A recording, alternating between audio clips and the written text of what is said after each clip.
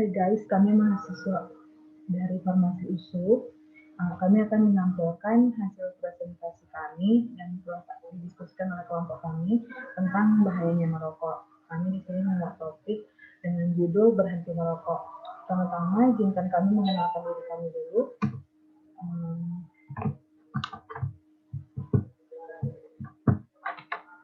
Ini ada Ajra Afifah, bisa dilihat di name di Zoom-nya. Ada saya, Evelina Kalian Agato Tosuit, ada Asliana Saragi, Lydia Sasmita, dan Erika Elmina. Karena materinya akan saya bawakan, apa sih manfaat kita berhenti dari merokok? Yang pertama, manfaatnya itu untuk kesehatan sendiri. Merokok bisa meningkatkan risiko kematian yang tinggi. Jadi kalau kita berhenti merokok, otomatis risiko kematian juga akan menurun. Bukan berarti manusia tidak mati, tapi dengan berhenti merokok, istilahnya kita bisa menjaga hidup kita menjadi pola hidup sehat gitu. Terus memberikan harapan untuk usia hidup panjang. Selanjutnya, manfaat berhenti merokok. Yang pertama, berhenti merokok selama 20 menit bisa menyebabkan tekanan darah, denyut jantung, dan aliran darah membaik. Lalu berhenti merokok selama 12 jam. Semua nikotin di dalam tubuh yang sudah diserap dari rokok itu bisa keluar atau nikotinnya menjadi keadaan darah menjadi normal. 24-48 jam berhenti merokok, nikotin mulai tereliminasi dari sistem pernapasan dan indera penciuman sampai sistem kardiovaskular membaik. 5 hari berhenti merokok, sebagian besar metabolit nikotin dalam tubuh sudah normal kembali dari fungsi perasa, pengecap, dan pembau sudah jauh lebih membaik. Juga sistem kardiovaskularnya terus meningkat baik.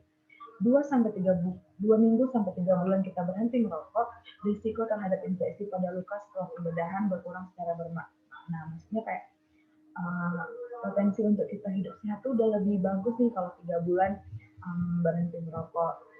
Nafas juga sudah mulai panjang, fungsi silia dan recovery paru-paru juga sudah mulai membaik. Selanjutnya, 1 tahun berhenti merokok, risiko penyakit jantung koroner setengah menurun daripada jika kita 1 tahun terus merokok. 5 tahun berhenti merokok, risiko stroke menurun. 10-15 tahun berhenti merokok, risiko kanker paru kurang dari setengahnya. Semua penyebab mortalitas dan risiko penyakit jantung koroner menurun pada level yang sama seperti orang tidak pernah merokok. Ini dapat dari sumber PDPI. Lalu untuk kehidupan sosialnya, hasil penelitian luar negeri dari Amerika dan Inggris menyatakan bahwa mantan perokok lebih dihormati dibandingkan perokok. Di Indonesia sendiri dengan pemberian dapat diberikan penghargaan berupa sertifikat, PIN, dan plaka pernah didapatkan di Sumatera Barat ya oleh Wali Kota Padang Panjang. Dari sosial ekonominya di Indonesia, pengeluaran untuk rokok menjadi pengeluaran nomor 2 setelah padi-padian yang besarnya rata-rata 10,4% atau 4 kali lipat lebih besar daripada pengeluaran untuk membeli daging, telur, dan susu. Pengeluaran untuk rokok 3 kali lebih tinggi dari biaya pendidikan, wow, dan hampir 4 kali lebih besar daripada biaya kesehatan. Jadi kalau kita berhenti merokok, bayangin aja tuh pengeluaran kita menurun ya.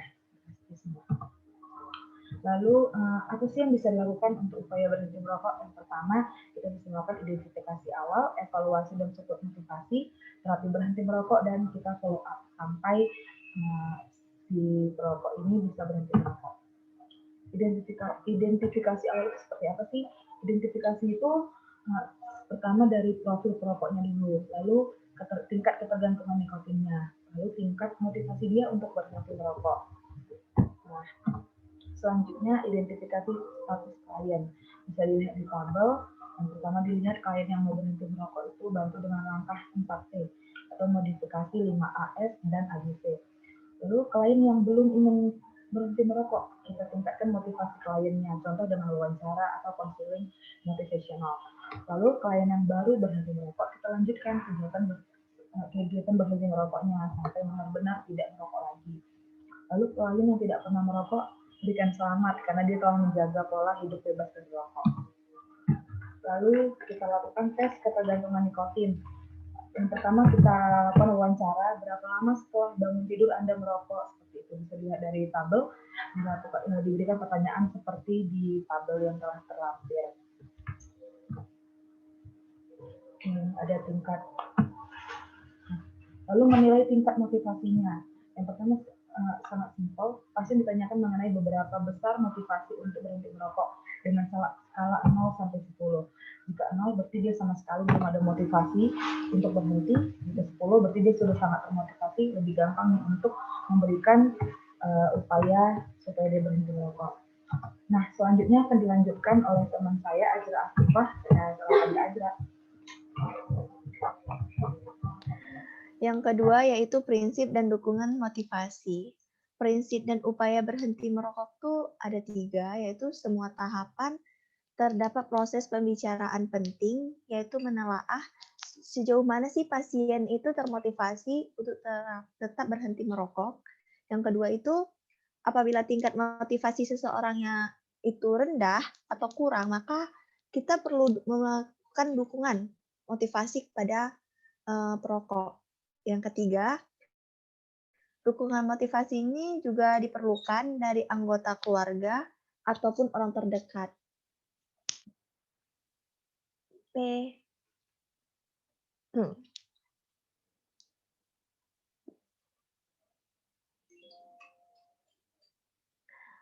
Pendekatan motivasi. Jadi pendekatan motivasi ini ada yang 4, yaitu ungkapan empati. Kita tuh gunakan pertanyaan open-ended untuk menggali informasi. Yaitu dengarkan juga pasien untuk memahami. Dan yang kedua, bangun ketidaksukaan atau ketidaksesuaian.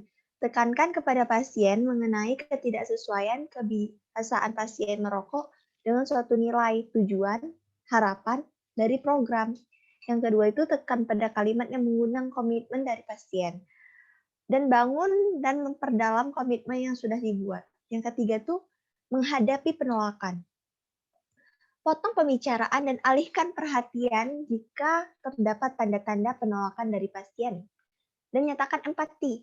Tanyakan kepada pasien untuk memberikan informasi penunjang lain. Yang keempat yaitu dukungan motivasi saat follow up.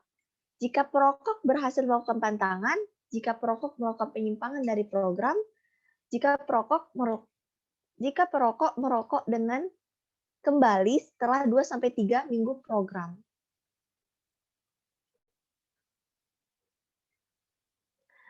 Penata laksanaan terapi yaitu ada 2, ada secara non-farmakologi dan farmakologi. Kita akan bahas secara non-farmakologi dulu, yaitu self-help, brief advice, counseling, yaitu individu secara kelompok, counseling melalui telepon. Yang keempat itu adalah terapi perilaku. Yang kelima, terapi pelengkap, yaitu hipnoterapi, akupuntur, akupressure. Kalau terapi farmakologinya itu ada, kita ganti nikotin itu dengan nikotin replacement atau terapi atau NRT, atau bupropion SR, varenicline tartrate. Kombinasi terapi baik terapi non-farmakologi dan farmakologi telah terbukti bermakna memberikan manfaat dan keberhasilan yang lebih baik dibandingkan terapi tunggal.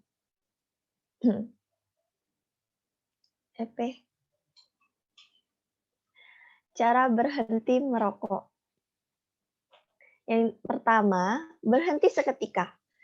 Hari ini Anda masih merokok, besok Anda berhenti sama sekali. Untuk kebanyakan orang, cara ini yang paling berhasil. Untuk perokok berat, mungkin dibutuhkan bantuan medis untuk mengatasi efek ketagihan. Yang cara kedua yaitu penundaan. Menunda saat menghisap rokok pertama, 2 jam setiap hari dari hari sebelumnya. Jumlah rokok yang dihisap tidak dihitung. Misalnya kebiasaan menghisap rokok pertama rata-rata jam 7 pagi. Berarti merokok direncanakan dalam 7 hari. Maka rokok pertama ditunda waktunya yaitu hari pertama jam 9, hari kedua jam 11, hari ketiga jam 1 siang, hari keempat jam 3 sore, hari kelima jam 5 sore, hari ke-6 jam 7 malam, dan hari ke-7 jam 9 malam. Ini itu hari terakhir. Cara 3 yaitu pengurangan. Jumlah rokok yang dihisap setiap hari dikurangi secara berangsur-angsur dengan jumlah yang sama sampai 0 batang pada hari yang ditetapkan. Misalnya rata-rata menghisap 28 rokok per hari, berhenti merokok direncanakan dalam 7 hari. Berarti dalam hal orang perokok itu, jadi pengonsumsi rokok dalam setiap harinya dikurangi. Biasanya dulu 28 rokok, berarti setiap untuk hari ke depan, dan ke depannya lagi merokok dengan cara pengulangan. Langkah-langkah dan teknik konseling berhenti merokok. 1. 7. Sambut kedatangan klien dengan memberi salam dan memberikan perhatian, mulai menciptakan hubungan yang baik. Yang T, tanyakan pada klien dan jajangi pengetahuan, perasaan, dan kebutuhan klien terkait dengan bahaya merokok bagi kesehatan. Uraikan informasi yang sesuai dengan masalah klien, bantu klien untuk memahami keadaan dirinya serta permasalahannya dan menetapkan alternatif pemecahan masalah. Jelaskan lebih rinci konsekuensi dan keuntungan dari setiap alternatif pemecahan masalah. Yang terakhir, ulangi berapa informasi penting dan ingatkan bila klien harus melakukan kunjungan ulang atau rujuk ke tempat pelayanan lain bila perlu.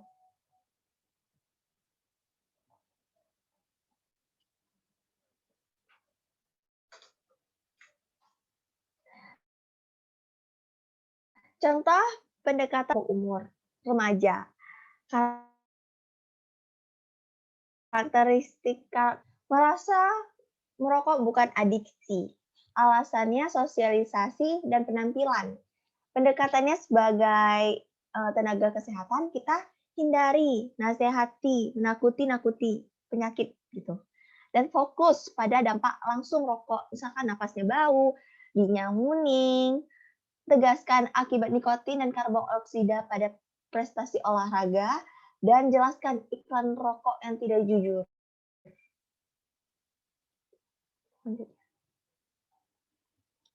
Contoh lain, pada umur 20-30 tahun, karakternya itu banyak baru berumah tangga, jadi mulai sadar dampak buruk dari rokok itu.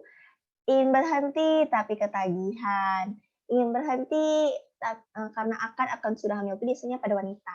Pendekatannya, dukung Twitter untuk cepat berhenti. Efek buruk indai merokok bersifat kumulatif. Jelaskan dampak buruk rokok pada perokok pasif. Jelaskan bahayanya rokok pada janin. Pada umur 31-40 tahun, karakternya itu berupa responsif terhadap bantuan berhenti.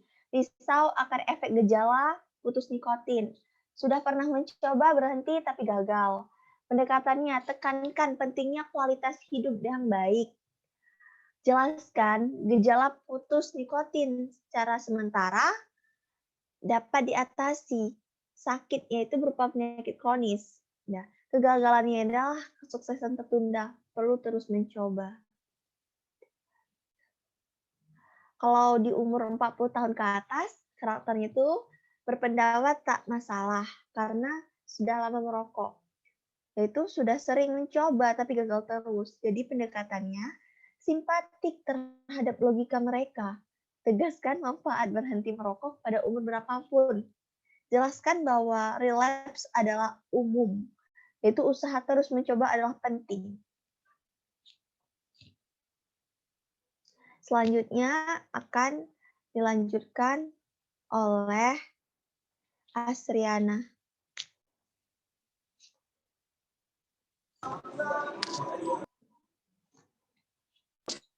Kemudian wawancara motivasional itu untuk memahami tahapan perubahan perilaku pada klien. Prinsip ekspresikan empati, menghindari argumentasi, dukungan keyakinan diri.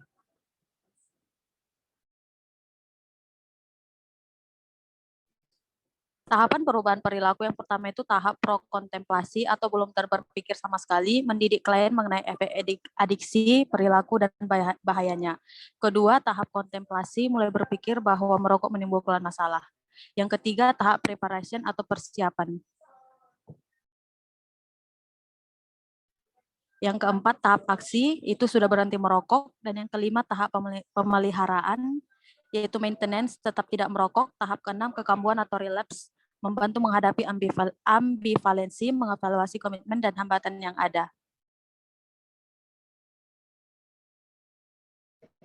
Keempat, tindakan lanjut atau follow up. Yang pertama, menilai apakah sudah berhasil berhenti merokok atau seberapa besar sudah dapat mengurangi jumlah rokok yang dikonsumsi. Yang kedua, menilai kendala utama apabila belum berhasil. Yang ketiga, menilai motivasi dan memberikan dukungan motivasi. Keempat, menilai withdrawal effect yang timbul dan cara mengatasinya. Yang kelima, mengevaluasi efek samping obat. Keenam, memberikan terapi tambahan jika diperlukan. Dan yang ketujuh, mengecek beberapa parameter.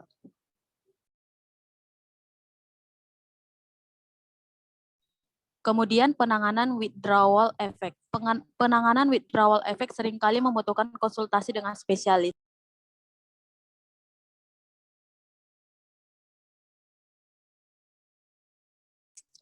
Langkah-langkah berhenti merokok, pertama dalam berbagai pedoman umumnya mengenal istilah pendekatan 5AS, yaitu Act, Advise, Assess, Assist, dan Arrange untuk membantu seseorang berhenti merokok.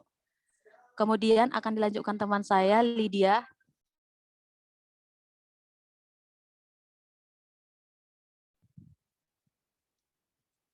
Baik, saya lanjutkan.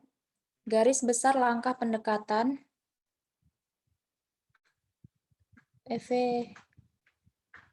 Yang pertama ada tanyakan. Apakah klien merupakan seorang perokok atau bukan?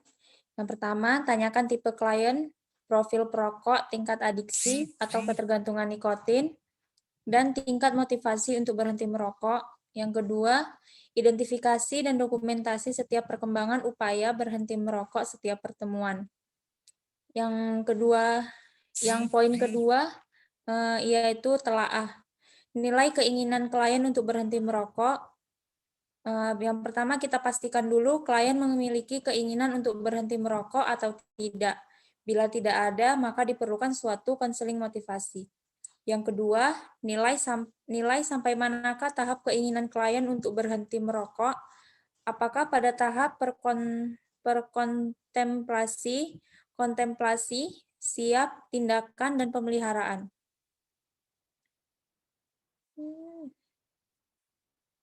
Yang poin ketiga ada ini, tolong dan nasihati. Anjurkan klien untuk berhenti merokok. Gunakan pendekatan secara personal, kuat, jelas untuk menganjurkan klien berhenti merokok.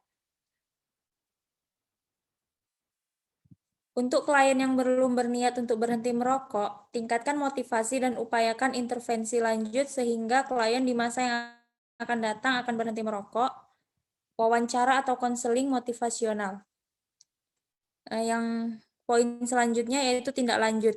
Kita menyusun rencana untuk menindaklanjuti terapi yang sudah dilakukan. Pada pertemuan berikutnya, lakukan penilaian antara lain. Yang pertama, tingkat keberhasilan berhenti merokok, tingkat motivasi, kendala yang timbul, penilaian parameter klinis seperti berat badan, kadar CO udara, ekspirasi, tekanan darah, dan lain-lain. Untuk klien yang tidak ingin berhenti merokok, tindak lanjut. Pertimbangan tambahan terapi jika ada, atau merujuk ke fasilitas kesehatan lanjutan jika 3 bulan belum berhasil berhenti merokok. Jika diperlukan,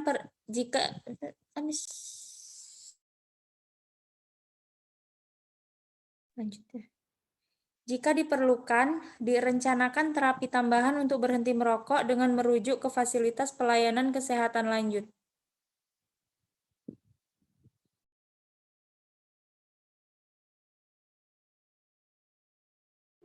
Baik, terima kasih teman-teman. Jadi itu saja yang bisa kami sampaikan dari kelompok kami tentang bahaya merokok dan upaya dalam menghentikan perokok berat supaya tidak merokok lagi. Yang tadi sudah dijelaskan manfaatnya banyak banget ya untuk kesehatan. Terima kasih atas perhatiannya dan terima kasih juga untuk teman-teman atas presentasinya. Kami ucapkan terima kasih.